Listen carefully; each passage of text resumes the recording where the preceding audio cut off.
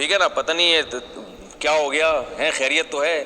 میں نے جب تیسری شادی کی تو میرے بھائی نے مجھے کہا خیریت, بڑے بھائی نے, حالانکہ بہت اچھے تعلقات ہیں میرے ان سے, میں نے قرآن انہی سے پڑھا ہے, میں نے جو قرآن پڑھا اپنے بڑے بھائی سے پڑھا. تو میں نے جب تیسری شادی کی نا تو انہوں نے کہا یار بس کرو یار, کیا ہو گیا مجھے کہہ رہے تھے, مجھ سے عمر میں کافی بڑے ہیں, تو کیا ہو گیا, ایسے آنکھیں دکھائیں انہوں نے.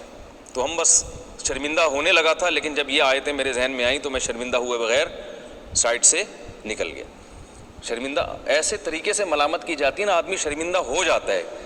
تھوڑی دیر کے لیے مجھے بھی دھچکا لگا, میں اپنے آپ سے پوچھا کیا ہو گیا بھائی, کیا ہو گیا. چلو ایک تھی, پھر دوسری ہو گئی, لوگ دوسری نہیں کر رہے تو چلو کر لی تیسری. تو ایسے انہوں نے مجھے ایسے یوں کر کے, میرے بھائی صاحب اللہ ان کی عمر میں خوب برکت دے, بہت اچھے ہیں ماشاءاللہ, تو ایسے جب وہ آنکھیں دکھائی نا تو میں بھی تھوڑا سا شرمندہ ہوتے ہوتے رہ گیا میں ایک دم میں جو ہے نا سائڈ سے نکل گیا. میں نے کہا یار, پھر میں نے غور کیا, بھائی لا تحرموا طیبات ما احل اللہ, بیوی کو تکلیف ہو تو سمجھ میں آتا ہے, اس پہ سوکن آئی ہے, وہ ناراضی کا اظہار کرے, یہ بالکل صحیح. بھائیوں کو بھی تکلیف ہو رہی ہے, بہنوں کو بھی ہو رہی ہے, پڑوسیوں کو بھی ہو رہی ہے, دوستوں کو بھی ہو رہی ہے, مسجد کی کمیٹی کو بھی ہو رہی ہے, مسجد کے نمازیوں کو بھی ہو رہی ہے, تو کیوں بھائی تمہیں کیوں, کیا ہو گیا, تم سے پیسے لے کے کر رہے ہیں کیا, کچھ سمجھ میں آتا. چلو سسرال کو ہو پھر بھی سمجھ میں آتا ہے کہ بھائی وہ ان کو خیال ہو کہ ہماری بہن پہ سوکن آ گئی, ان کو اس بیس پہ تکلیف ہو, چلو ٹھیک ہے. لیکن محلے والوں کو کیوں ہو رہی ہے, لوگوں کو کیوں ہو رہی ہے, تو وہ اس لیے ہو رہی ہے کہ اللہ کے حلال کو حلال سمجھنے کے لیے تیار نہیں ہے. تو اللہ نے فرمایا لا تحرموا طیبات ما احل اللہ لکم, جو پاکیزہ چیزیں اللہ نے حلال کی ہیں ان کو حرام مت سمجھو.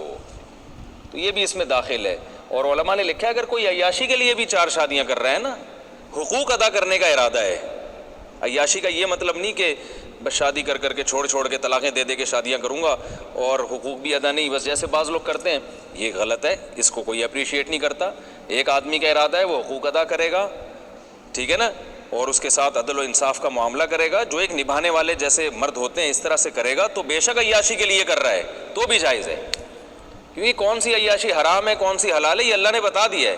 وہ بھائی آپ کھانا تو آپ کا مسور کی دال سے بھی پیٹ بھر جاتا ہے نا, آپ پیزا کھاتے ہو تو یہ عیاشی ہے یا نہیں ہے, بلکہ پیزے میں تو صحت کو نقصان ہوتا ہے, پھر بھی اسے کوئی عیاشی نہیں کہتا. اپنے خرچے سے آپ کو آپ سے کہا کہ یار تمہیں شرم نہیں آتی, پیزے کھا رہے ہو, کل بھی پیزا کھا رہے تھے آج پھر پیزا کھا رہے ہو, کل میں نے تمہیں دیکھا تھا برگر کھا رہے تھے, نہاری کھا رہے تھے, آج پھر نہاری, کیا یہ عیاشی ہے؟ تو آپ کہو گے بھائی اپنے پیسوں سے کھا رہا ہوں, تجھے کوئی تکلیف ہے؟ چوری کر کے کھاتا تو تکلیف ہوتی نا.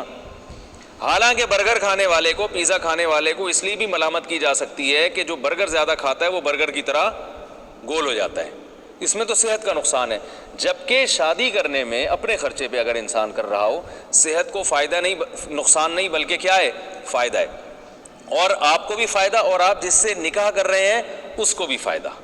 تبھی تو وہ آپ سے نکاح کے لیے تیار ہوئی ہے. کوئی بھی خاتون آپ سے نکاح کرتی ہے تو اس کو اپنا فائدہ نظر آئے تبھی ہوئی نا تیار, وہ اس کا بھی فائدہ, اس کے رشتہ داروں کا بھی فائدہ, اس کی اولاد کا بھی فائدہ کہ وہ اولاد کی کفالت کرنے والا باپ مل گیا, تو فائدے ہی فائدے ہیں. تو اس لیے جو ہے نا فائدہ نہیں بھی ہوتا, تو اللہ نے جب کہہ دیا حلال ہے تو حلال ہے. تو اس لیے کوئی عیاشی کے لیے بھی 4 شادیاں کر رہا ہو بالکل حلال ہے, اس میں اپنی طرف سے آپ کو اللہ نے بتا دیا کہ حرام عیاشی کون سی اور حلال عیاشی کون سی ہے.